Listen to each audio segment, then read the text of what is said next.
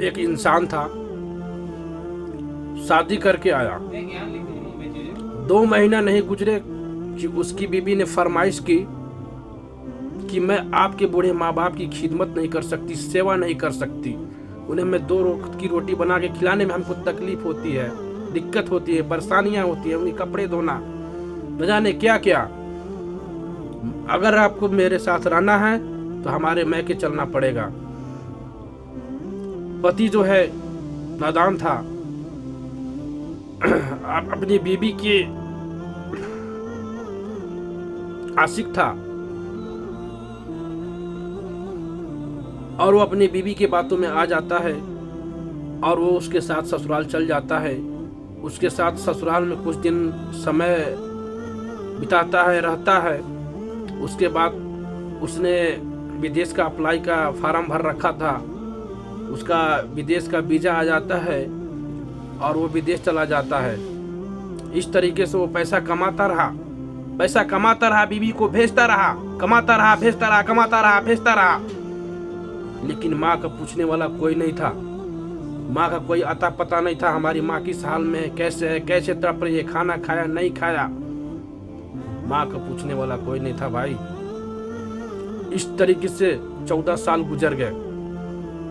अब उस शख्स ने 14 साल में 10 हज किए, 10, फिर भी उसके दिल को सुकून नहीं था, चैन नहीं था। फिर वो एक जहां पर वो हज करता था, उमराव करता था, उसी के पास उस जगह पे जाकर वो रोने लगा, चिल्लाने लगा। तो वहां पर एक शख्स इमाम थे, उसने बोला भाई क्यों रो रहे हो भाई? फिर उसने बोला कि मैं 14 साल से रह रहा हूँ, 14 साल के अंदर मैं 10 हज कर चुका हूँ और हर एक जुमा को नमाज पढ़ता हूँ, कुरान की तिलावत करता हूँ और पाक साफ रहता हूँ, हर एक दिल को वो करता हूँ, गरीबों में दान करता हूँ, लेकिन फिर भी मेरे दिल को चैन और सुकून नहीं है।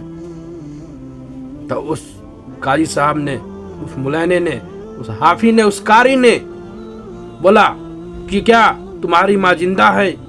बोला हाँ जिंदा है। उसने बोला कहाँ है?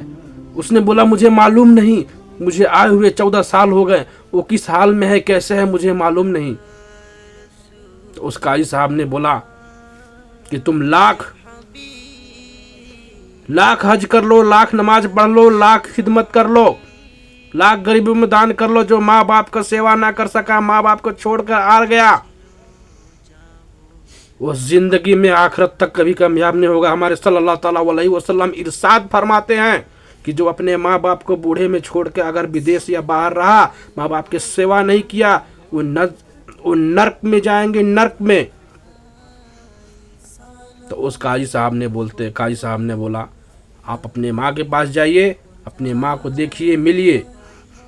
उस बंदा फौरन जो है फ्लाइट का टिकट कटाता है और उसके बाद वो हिंदुस्तान आ जाता है।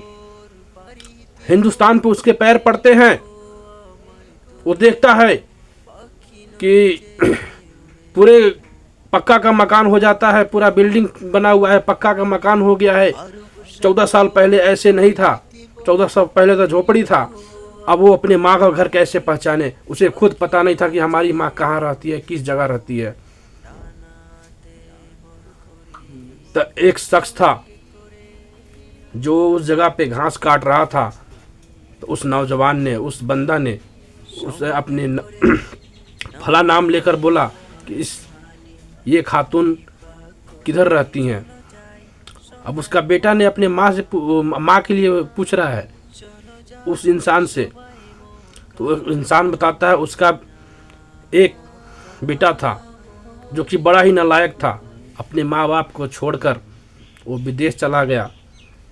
न जाने कहाँ चला गया, उसको देखने वाला नहीं था, कोई पूछने वाला नहीं था। जब तक वो रही, दूसरे घर में बर्तन धोया करती थी, काम किया करती थी और अपना गुजर चलाती थी, अपना पेट पालती थी। अब उसको फालिस मार दिया है। अब वो एक झोपड़ी में, एक चरपाई पे लेटी हुई है, आखिरी सांस गिन रही है। तो उसका बेटा को आंख से आंसू आ जाते हैं।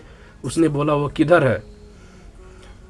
उस इंसान को पता नहीं था कि यही इसका नालायक बेटा है, लेकिन फिर वो उससे पूछता है, तब बोलता है उस झोपड़ी के अंदर वो आखिरी सांस गिन रही है, बस एक ही बात बोलती है कि हमारा बेटा कब आएगा, हमारा बेटा कब आएगा। अब उसकी माँ की उम्र काफ़ी हो चुकी थी, वो बूढ़ी हो चुकी थी, उसकी आँख की रोशनी भी जा चुकी थी। अब वो जो है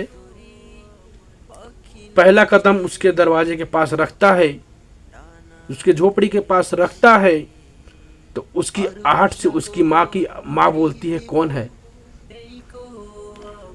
कौन है? तो उसका बेटा बोलता है, माँ मैं तुम्हारा नालायक बेटा हूँ, मुझे माफ़ कर दे, मुझे माफ़ कर दे माँ। उसने अपने माँ से गले लगाया और उसने देखा कि माँ चारपाई भी सिकुड़ी हुई थी, ठंड का मौसम था, सिकुड़ी हुई थी, बिस्तर नहीं थे, चारपाई नहीं थे।